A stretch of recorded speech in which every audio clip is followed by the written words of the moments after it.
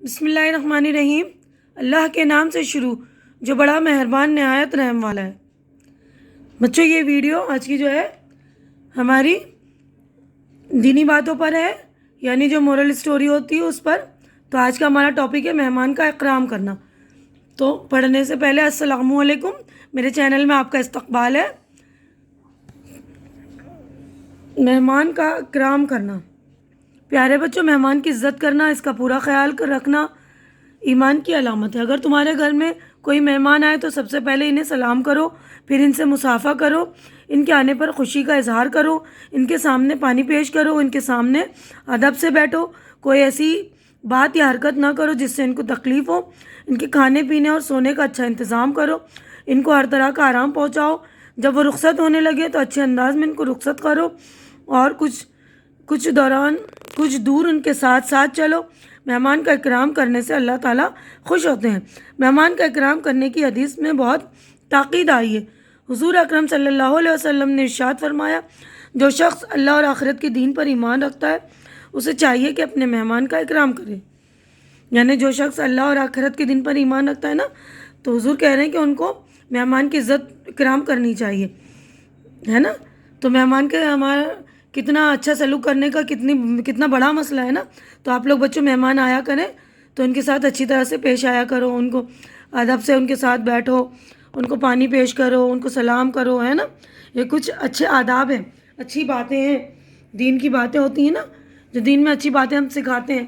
اور کچھ واقعات ایسے ہوتے ہیں جو ہماری عبرت کے لیے ہوتے ہیں، جو سبق آموز ہوتے ہیں نا، جسے ہم بولتے ہیں، جس سے کچھ لیسن ملتا ہے۔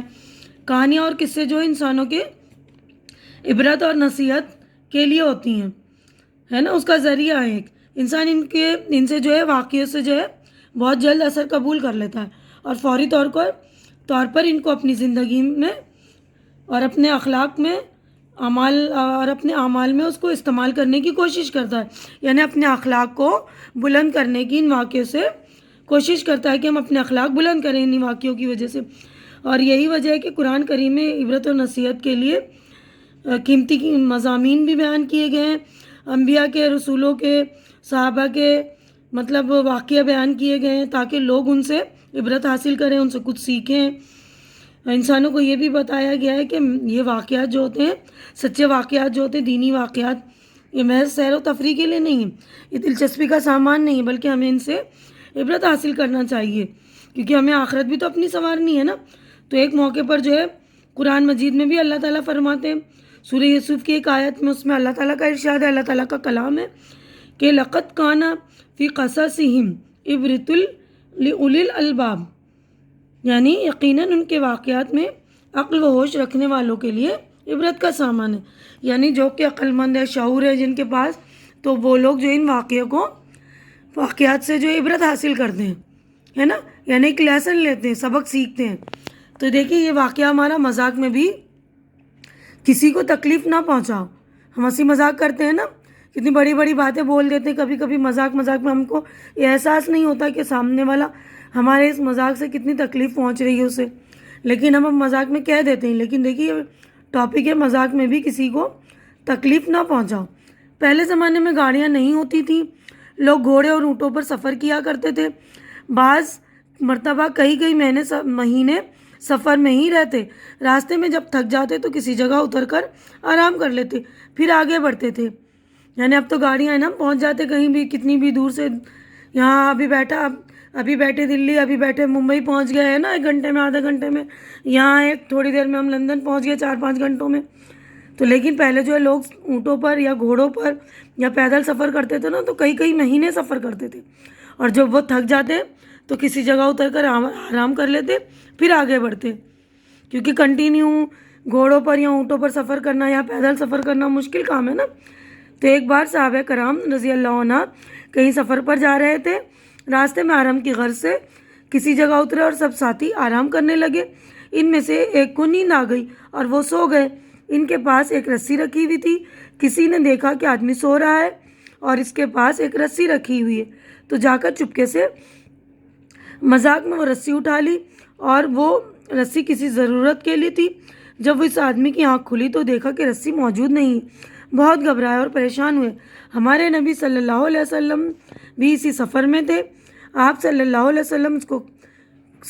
علیہ وسلم کو اس کی خبر ہو گئی تو آپ بہت ناراض ہوئے۔ دیکھیے حضور صلی اللہ علیہ وسلم کا جب بھی نام آئے تو آپ اس طرح پورا صلی اللہ علیہ وسلم پڑھا کریں تاکہ آپ کو ثواب پورا ملے، ٹھیک ہے نا۔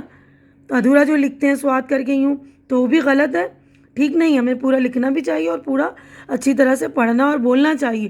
اور جب بھی حضور کا نام آئے تو آپ لوگ صلی اللہ علیہ وسلم پورا پڑھیں، کیونکہ ایک چھوٹا سا درود شریف ہے صلی اللہ علیہ وسلم بولنا، ٹھیک ہے۔ تو آپ لوگ اس بات کا بالکل دھیان رکھیں گے، کیونکہ بیچ میں کٹ کر کے میں نے کہانی کو یہ بات آپ لوگوں کو سمجھائی ہے، تو آپ لوگ اس بات کو دھیان دیں گے، ٹھیک ہے۔ اب ہم آگے بڑھتے ہیں۔ تب آپ حضور صلی اللہ علیہ وسلم کو اس بات کی خبر ہوئی تو آپ بہت ناراض ہوئے۔ فرمائے کسی مسلمان کے لیے یہ جائز نہیں کہ وہ کسی مسلمان کو پریشان کرے۔ جب اس آدمی نے یہ بات سنی تو فوراً اس کی رسی واپس کر دی۔ دیکھو بچوں، کبھی کسی کو پریشان نہ کرو، اس سے دوسروں کو تکلیف ہوتی ہے اور کسی مسلمان کو تکلیف دینا بہت بڑا گناہ ہے، ٹھیک ہے نا۔ دیکھیے اتنی چھوٹی سی بات تھی نا، مذاق میں اس نے رسی اٹھا لی، لیکن حضور نے دیکھی کتنی بڑی بات کی کہ کسی کو مذاق میں بھی تکلیف دینا جو بہت بڑا گناہ ہے۔ تو بچوں آپ لوگ دھیان رکھیں گے کہ ہنسی مذاق کرتے وقت ہم کسی کو تکلیف نہ دیں۔ امید کرتی ہوں کہ میری ویڈیو آپ لوگوں کو اچھی لگ رہی ہے تو اسے زیادہ سے زیادہ شیئر کیجیے تاکہ زیادہ لوگوں کا فائدہ ہو۔ اور جو لوگ میرے چینل پہ نئے ہیں یا جنہوں نے میرا چینل سبسکرائب نہیں کیا ہے تو پلیز میرا چینل سبسکرائب کر لیں، کیونکہ چینل کا سبسکرائب کرنا بالکل فری ہے۔ آپ لوگ میرا چینل سبسکرائب کریں گے تو میری حوصلہ افزائی ہو جائے گی، تو پلیز آپ لوگ میری حوصلہ افزائی کر دیا کریں۔ تو ہماری ملاقات جو اگلی ویڈیو میں ہوگی، تب تک کے لیے اللہ حافظ۔